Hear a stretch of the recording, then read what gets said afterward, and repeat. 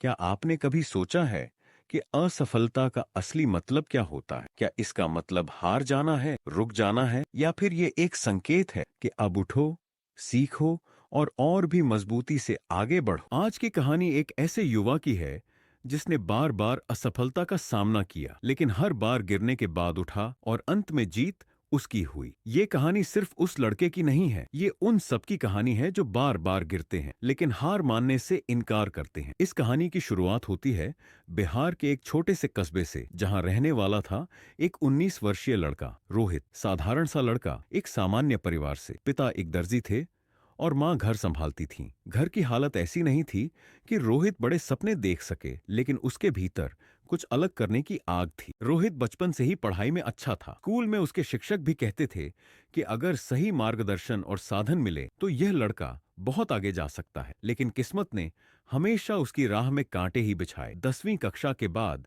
उसके पिता की तबीयत बिगड़ गई। घर का खर्च चलाना मुश्किल हो गया और रोहित को स्कूल के बाद एक दुकान पर काम करना पड़ा। फिर भी उसने पढ़ाई नहीं छोड़ी। रात को थके शरीर और भारी आंखों के साथ वह किताबें खोलता और सपनों को सहेजता रहता। उसका सपना था एक सरकारी नौकरी पाकर अपने परिवार को गरीबी से बाहर निकाल। लेकिन सपना देखना जितना आसान था, उसे पूरा करना उतना ही मुश्किल। उसने पहली बार प्रतियोगी परीक्षा दी और असफल हो गया। दूसरी बार कोशिश की, फिर फेल। तीसरी बार उसने पूरी तैयारी के साथ एग्जाम दिया, लेकिन जब रिजल्ट आया तो उसका नाम फिर नहीं था। उसने खुद से पूछा, क्या मैं वाकई लायक नहीं हूँ? लेकिन अगले ही पल उसे अपने पापा की आंखों में उम्मीद दिखी। माँ की चुप्पी में छिपा दर्द नजर आया और उसने तय कर लिया, हार नहीं मानूंगा। इस बार उसने दिन रात एक कर दिए। मोबाइल, सोशल मीडिया सब छोड़ दिया। सुबह 4 बजे उठकर पढ़ाई शुरू करता और देर रात तक किताबों में डूबा रहता। गांव में लोग उसका मजाक उड़ाते, कितनी बार फेल हो गया,